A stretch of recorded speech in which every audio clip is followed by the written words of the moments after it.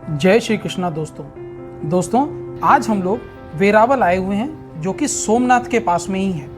दोस्तों, भारत के गुजरात के पश्चिमी तट पर वेरावल में स्थित भालका तीर्थ या जिसको भालका तीर्थ के नाम से भी जाना जाता है, यह वह स्थान है जहां श्री कृष्ण भगवान ने मोक्ष की प्राप्ति हुई थी। दोस्तों, ऐसा कहा जाता है कि भालका भगवान कृष्ण, जिनका सर्किट मथुरा, वृंदावन, बरसाना, गोवर्धन, कुरुक्षेत्र से होते हुए द्वारका तक आता है, यह उसका ही एक हिस्सा है।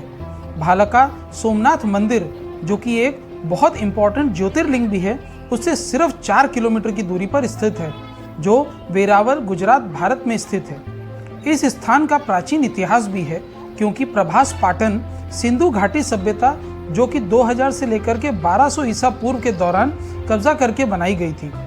दोस्तों, मौसला पर्व शिकारी जारा श्री कृष्ण की ओर तीर चलाने वाला है, ऐसा महाभारत में लिखा गया है। और उसके अनुसार कुरुक्षेत्र युद्ध के परिणाम स्वरूप गांधारी के सभी 100 पुत्रों की मृत्यु हो जाती है।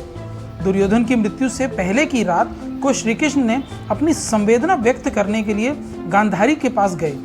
गांधारी को लगा कि श्री कृष्ण ने जानबूझकर युद्ध का अंत नहीं किया, तो क्रोध और दुख में गांधारी ने श्री कृष्ण को श्राप दे दिया, यह कि यदुवंश के बाकी सभी लोगों के साथ 36 ईयर्स के बाद आप भी नष्ट हो जाएंगे।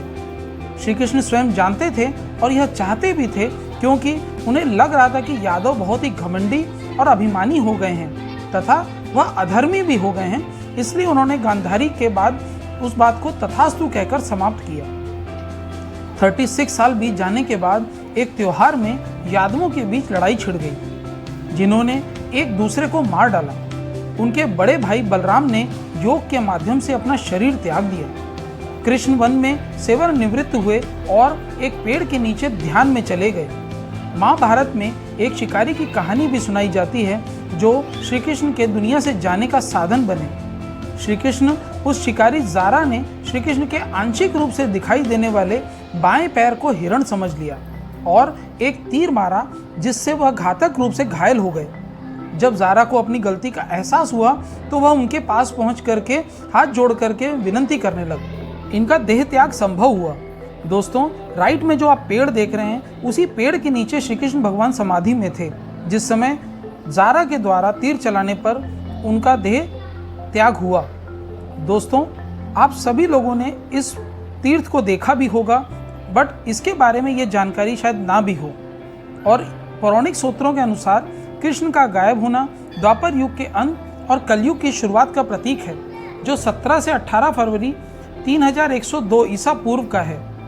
दोस्तों, रामायण में लेखन के अनुसार राम यानी कृष्ण ने अपने पहले राम अवतार में एक वानर राजा वली, जो कि हिंदू पौराणिक कथाओं में भी इनका वर्णन है, को वरदान दिया था कि जैसे राम ने एक झाड़ी के पीछे छिपकर चुपके से मार डाला, वही वली अपने छोटे भाई सुग्रीव के साथ युद्ध में लगे हुए थे।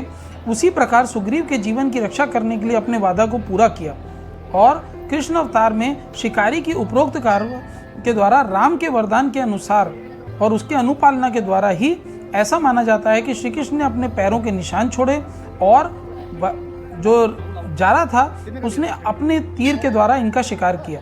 दोस्तों, सोमनाथ की यात्रा करने वाले लोगों के लिए यह बहुत ही इम्पोर्टेंट तीर्थ स्थल है।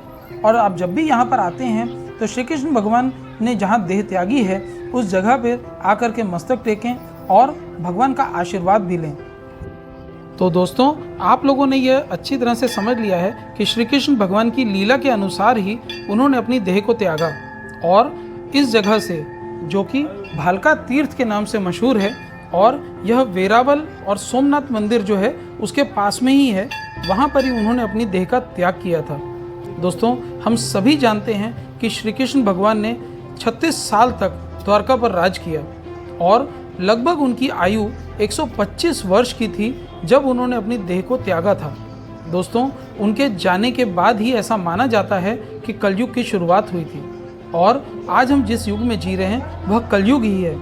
तो हमारे श्री कृष्ण भगवान ने हमें कलयुग की शुरुआत में ही अपने देह को त्याग करके इस बात का संदेश दे दिया था कि अब इसके बाद में कलयुग आने वाला है। दोस्तों, यहाँ पर आने जाने वाले लोगों का तांता लगा ही रहता है।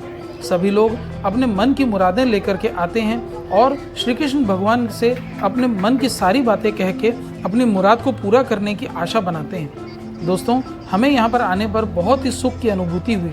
आप सभी लोग अगर कभी सोमनाथ की यात्रा पर जाने वाले हैं तो वहाँ पर 4 किलोमीटर की दूरी पर ही यह मंदिर है। आप यहाँ पर ज़रूर आएँ और हमारे चैनल को इसी तरह से लाइक एंड सब्सक्राइब करते रहिए। आप सभी लोगों का बहुत बहुत धन्यवाद। हम और भी नए नए वीडियोज़ आपके लिए लेके आते रहेंगे। धन्यवाद।